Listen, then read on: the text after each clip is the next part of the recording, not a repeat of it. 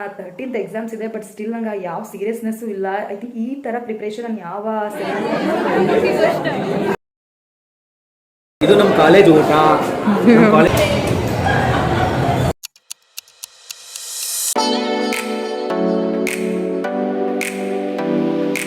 Everyone, welcome to Chandana Gowda YouTube channel. ನಾಳೆ ನಮ್ಮ ಕಾಲೇಜಲ್ಲಿ ಎತ್ನಿಕ್ ಡೇ ಮತ್ತು ಫೇರ್ವೆಲ್ ಡೇ ಇದೆ. ಮಾರ್ನಿಂಗ್ ಎತ್ನಿಕ್ ಡೇ ಇರೋಂಥದ್ದು. ಸೊ ಹಾಗಾಗಿ ಸ್ಯಾರಿ ವೇರ್ ಮಾಡೋಣ ಅಂತ ಅಂದ್ಕೊಂಡೆ. ಆಫ್ಟರ್ನೂನು ಫೇರ್ವೆಲ್ ಇದೆ. ನಾನು ಡ್ಯಾನ್ಸ್ ಕೂಡ ಮಾಡ್ತಾ ಇದ್ದೀನಿ. ಸೊ ಫೇರ್ವೆಲ್ಗೆ ಒಂದು ಬ್ಲೂ ಕಲರ್ ಥೀಮಲ್ಲಿ ಬರಬೇಕು ಆ ಡ್ರೆಸ್ ಕೋಡಲ್ಲಿ ಅಂತ ಹೇಳಿದ್ದಾರೆ.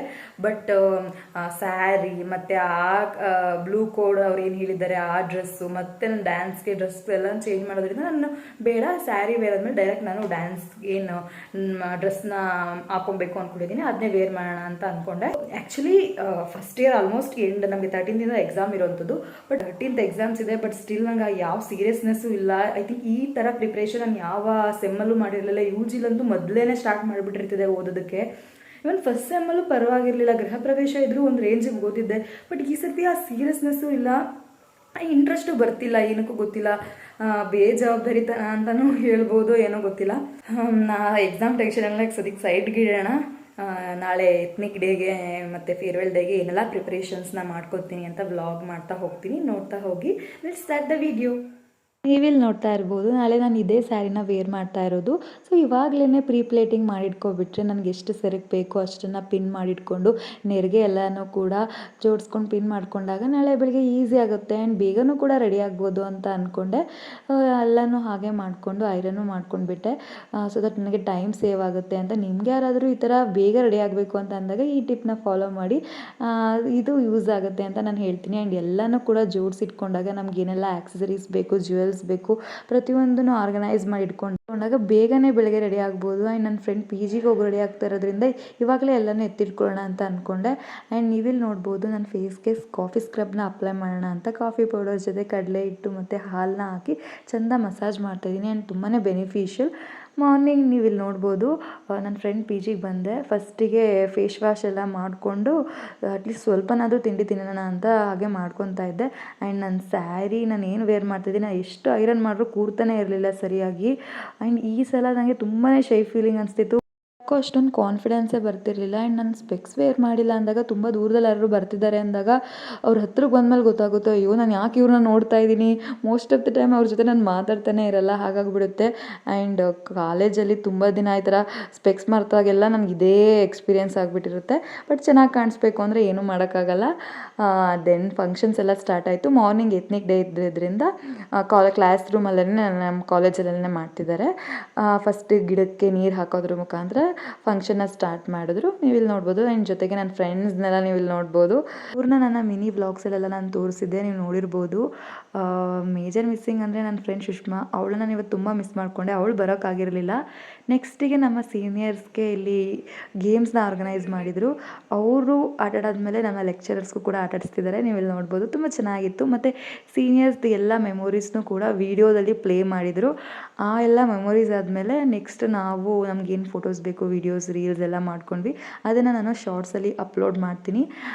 ದೆನ್ ಆಫ್ಟರ್ನೂನು ಫೇರ್ವೆಲ್ ಇರೋದ್ರಿಂದ ಸೊ ಮತ್ತೆ ಫ್ರೆಂಡ್ ಪಿ ಜಿಗೆ ಹೋದೆ. ಬಿಕಾಸ್ ಕಾಸ್ಟ್ಯೂಮ್ ಚೇಂಜ್ ಮಾಡಬೇಕಿತ್ತು. ಆಫ್ಟರ್ನೂನ್ ನಂಗೆ ಡ್ಯಾನ್ಸ್ ಇರೋದ್ರಿಂದ ನಾನು ಬ್ಲ್ಯಾಕ್ ಕಲರ್ ವೇರ್ ಮಾಡಿದೆ. ಬಿಕಾಸ್ ಡ್ಯಾನ್ಸಿಗೆ ಬ್ಲ್ಯಾಕ್ ಕಲರ್ ಚೆನ್ನಾಗಿ ಕಾಣಿಸುತ್ತೆ ಅಂತ. ಹಾಗೆಯೇ ಸಿಂಪಲಾಗಿ ಮೇಕಪ್ ಮಾಡಿಕೊಂಡೆ. ಮತ್ತೆ ಯಾರು ಕಾಸ್ಟ್ಯೂಮ್ ಚೇಂಜ್ ಮಾಡ್ತಾರೆ, ಡೈರೆಕ್ಟ್ ಡ್ಯಾನ್ಸ್ ಡ್ರೆಸ್ಸೇ ವೇರ್ ಮಾಡೋಣ ಅಂತ ಅಂದ್ಕೊಂಡೆ. ನೀವು ಇಲ್ಲಿ ನೋಡ್ತಾ ಇರ್ಬೋದು, ಇದೇ ಆಡಿಟೋರಿಯಮಲ್ಲಿ ನಮಗೆ farewell day program arrange ಮಾಡಿದಂಥದ್ದು.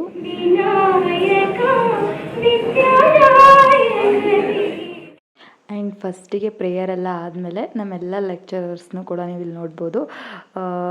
As usual ಯಾವುದೇ ಕಾರ್ಯಕ್ರಮ ಸ್ಟಾರ್ಟ್ ಮಾಡೋದಕ್ಕಿಂತ ಮುಂಚೆ ಗಿಡಕ್ಕೆ ನೀರು ಹಾಕಿ ಪ್ರೋಗ್ರಾಮ್ನ ಸ್ಟಾರ್ಟ್ ಮಾಡಿದ್ರಲ್ಲ. Journey, what transformation you have made to your life, because that is what is going to be your future. Thank you for the opportunity. Sorry for any mistakes ಆಗಿದ್ರೆ. ಹಾಗೆಯೇ ನಮ್ಮ ಸೀನಿಯರ್ಸ್ಗೆ ಅವರ 2 ಇಯರ್ಸ್ ಜರ್ನಿಲಿ ಅವ್ರ ಎಕ್ಸ್ಪೀರಿಯೆನ್ಸ್ ಹೇಗಿತ್ತು ಅಂತ share ಮಾಡೋದಕ್ಕೆ ಹೇಳಿದರು. ಎಲ್ಲ ಸೀನಿಯರ್ಸು ಕೂಡ ಅವರ ಎಕ್ಸ್ಪೀರಿಯೆನ್ಸ್ನ ಶೇರ್ ಮಾಡಿದ್ರು. ಆ್ಯಂಡ್ ನನ್ನ ಪರ್ಫಾಮೆನ್ಸೇ ಫಸ್ಟ್ ಇದ್ದಿದ್ದು. ಆ್ಯಂಡ್ ನನಗೆ ಯಾಕೋ ಈ ಸಲ ತುಂಬಾ ಭಯ ಆಗ್ತಾಯಿತ್ತು. ಆ್ಯಂಡ್ ಇನಿಷಿಯಲಿ ಸಾಂಗ್ನ ಸ್ವಲ್ಪ ವಾಲ್ಯೂಮ್ ಕಮ್ಮಿ ಇಟ್ಟಿದ್ರು. ನನಗೆ ಸ್ಟೆಪ್ಸ್ನ ಮ್ಯಾಚ್ ಮಾಡೋಕ್ಕೆ ಇನಿಷಿಯಲಿ ಕೇಳಿಸ್ಲಿಲ್ಲ, ಏನಕ್ಕೆ ಇಷ್ಟೊಂದು ಮೆಲ್ಲಗೆ ಬರ್ತಿದೆ ಅಂತ. ಹಾಗೆ ಸಾಂಗ್ ಪ್ಲೇ ಆಗ್ತಾ ಆಗ್ತಾ ಅದು ಹೇಗೆ ಎನರ್ಜಿ ಬಂತು ಅಂತಲೇ ಗೊತ್ತಾಗಲಿಲ್ಲ. ಬಿಕಾಸ್ ಅಷ್ಟೊಂದು ಚೆನ್ನಾಗಿ ಚೇರ್ ಅಪ್ ಮಾಡ್ತಿದ್ರು, ಎಂಕರೇಜ್ ಮಾಡ್ತಾಯಿದ್ರು. ನಂಗೆ ತುಂಬಾ ಖುಷಿ ಆಗ್ತಾಯಿತ್ತು ಡ್ಯಾನ್ಸ್ ಮಾಡೋಕ್ಕೆ. ಎಲ್ಲರೂ ಕೇಳ್ತಾಯಿದ್ರು ನೀವು ಡ್ಯಾನ್ಸರಾ ಅಂತ.